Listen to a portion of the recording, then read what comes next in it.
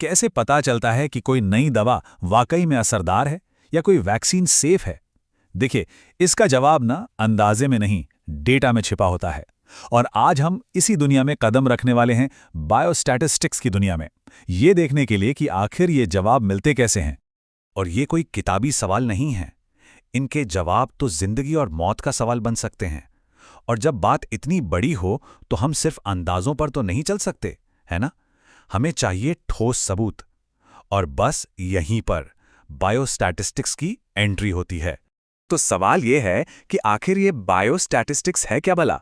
अच्छा, इसको ऐसे समझिए जैसे ये कोई हाईटेक जासूसी किट हो। जी हाँ, ये हमें एक उलझे हुए क्राइम सीन, मतलब बिखरे हुए बायोलॉजिकल डेटा से सुराग निकालने और केस को सुलझाने में मदद करती है। तो हमारी ये जासूसी शुरू कहाँ से होती है? भाई, सबसे पहला काम है सुराग इकट्ठा करना। लेकिन जाहिर है, हम हर एक चीज की जांच तो नहीं कर सकते। कर सकते हैं क्या?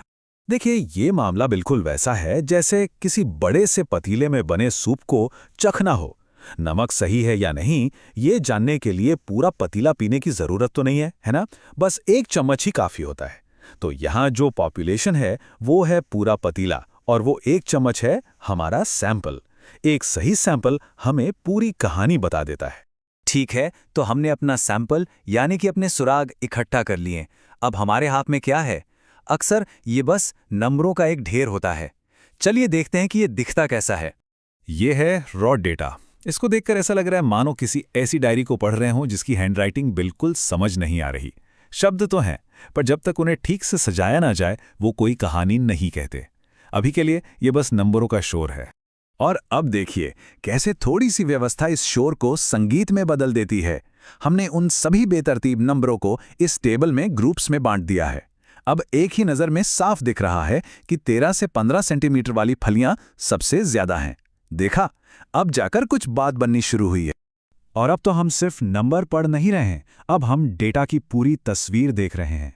ये हिस्टोग्राम हमें वो पहाड़ और घाटियां दिखाता है जो इस डेटा की कहानी बयां करते हैं। हम साफ साफ देख सकते हैं कि कहानी का पीक यानी सबसे ऊंचा पॉइंट कहां पर है। और ये बात बिल्कुल पते की है।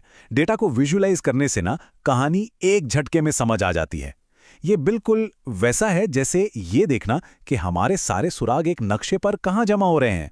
ठीक है, तो अब जब हमने डाटा को सजा लिया है और देख भी लिया है, अगला कदम क्या है? अब हमें एक ऐसा अकेला नंबर चाहिए जो पूरे ग्रुप को रिप्रेजेंट करे। मतलब इसका टिपिकल वैल्यू क्या है? इसी कॉन्सेप्ट को कहते हैं सेंट्रल टेंडेंसी। इसे डेटा का सेंटर ऑफ ग्रेविटी समझ लीजिए। मतलब वो एक पॉइंट जिसके इर्द गिर्द सारा डेटा बैलेंस होता है। ये वो एक अकेला नंबर है जो हमें पूरे डेटा सेट की एक झटपट तस्वीर दे देता है। और इस सेंटर को ढूंढने के ना 3 बड़े पॉपुलर तरीके हैं। पहला है मीन, यानी हमारा क्लासिक एवरेज। दूसरा है मीडियन, जो ठीक बीच का खिलाड़ी है। और तीसरा है मोड, यानी वो जो सबकी पसंद है, जो सबसे ज्यादा बार आता है। इनमें से सबसे ज्यादा इस्तेमाल होता है मीन, यानी कि औसत का। इसका फॉर्मूला तो शायद स्कूल के दिनों से याद होगा। ये देखने में भले ही सीधा साधा लगे, लेकिन मीन बायोस्टैटिस्टिक्स के सबसे ताकतवर औजारों में से एक है। क्यों? क्योंकि यह हर एक डेटा पॉइंट को बराबर की अहमियत देता है। लेकिन रुकिए, सिर्फ सेंटर पता लगाना तो आधी कहानी हुई। हमें यह भी तो जानना होगा कि डेटा फैला हुआ कितना है। क्या सारे सुराग एक ही जगह पर मिले हैं या फिर पूरे शहर में बिखरे पड़े हैं? और ये सवाल ये बहुत जरूरी है।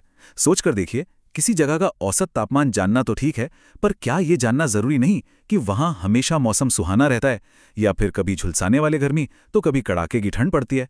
सिर्फ औसत ये पूरी कहानी कभी नहीं बताता। और बस यहीं पर एंट्री होती है स्टैंडर्ड डेविएशन की। इसे डेटा का उतार चढ़ाव स्कोर समझ सकते हैं। अगर ये स्कोर कम है तो इसका मतलब है कि डेटा बहुत कंसिस्टेंट है, मतलब सारे पॉइंट्स एक दूसरे के आसपास हैं। और अगर स्कोर ज्यादा है तो मतलब डेटा में बहुत ज्यादा फैलाव है। हाँ, इसका हिसाब किताब थोड़ा मुश्किल लग सकता है, लेकिन आइडिया बड़ा सिंपल है। हम क्या करते हैं, पहले एक सेंटर पॉइंट यानी अपना निशाना तय करते हैं। फिर हम देखते हैं कि हमारे बाकी के तीर उस निशाने से कितनी कितनी दूर जाकर लगे हैं, और फिर उन दूरियों का एक खास तरह का औसत निकाल लेते हैं। बस यही चीज हमें डेटा का फैलाव बता देती है। तो अब हमारे पास अपने सारे जासूसी टूल्स आ चुके हैं। हमने सुराग इकट्ठा किए, उन्हें तरतीब दी, उनका सेंटर पॉइंट खोजा और उनका फैलाव भी नाप लिया। अब वक्त है आखिरी और सबसे जरूरी कदम का, अपने असली सवाल का जवाब देने का। और ये काम होता है हाइपोथेसिस टेस्टिंग से। इसे एक तरह का वैज्ञानिक मुकाबला समझिए। एक कोने में है डिफेंडिंग चैंपियन यानी नल हाइपोथेसिस, जो कहता है कुछ नहीं बदला, ये दवा बेकार है। और दूसरे कोने में है हमारा चैलेंजर यानी ऑल्टरनेटिव हाइपोथेसिस, जो दावा करता है नहीं, ये दवा काम करती है। तो सवाल ये है कि इस मुकाबले का फैसला कौन करेगा? भाई, इसके लिए हमें एक रेफरी तो चाहिए। स्टैटिस्टिकल टेस्ट्स जैसे कि chi-square टेस्ट बिल्कुल यही रेफरी का काम करते हैं। ये सबूतों को तौलते हैं और बताते हैं कि जो नतीजे दिखे हैं वो वाकई में असरदार हैं या फिर महज एक इत्तेफाक। अब इस फॉर्मूले को देखकर डरने की कोई जरूरत नहीं है। ये बस एक सरप्राइज स्कोर निकालता है। सोचिए, अगर कोई दोस्त पार्टी में आता है जिसकी उम्मीद थी ही, तो कोई सरप्राइज नहीं। पर अगर कोई ऐसा दोस्त जो दूसरे देश में रहता है अचानक आ जाए, तो ये बहुत बड़ा सरप्राइज है। chi-square टेस्ट बस इसी सरप्राइज को नापता है कि हमने जो असल में देखा, ऑब्जर्व्ड, और हम जो उम्मीद कर रहे थे, एक्सपेक्टेड, उसमें कितना फर्क है। ये टेस्ट हमें एक पी वैल्यू देता है। इससे ऐसे समझिए कि ये हमारे दावे के हक में सबूतों की ताकत को दिखाता है। अगर ये पी वैल्यू बहुत छोटा है, मान लीजिए 0.05 से भी कम, तो इसका मतलब है कि सबूत बहुत मजबूत हैं। ये साबित करता है कि जो नतीजे मिले हैं वो सिर्फ इत्तेफाक नहीं है, और मतलब ये हुआ कि हम ये मुकाबला जीत गए। तो चलिए इस पूरी जासूसी यात्रा को फटाफट समेटते हैं। हमने देखा कि कैसे बायोस्टैटिस्टिक्स एक छोटे से सैंपल से एक बड़ी आबादी को समझने में मदद करती है।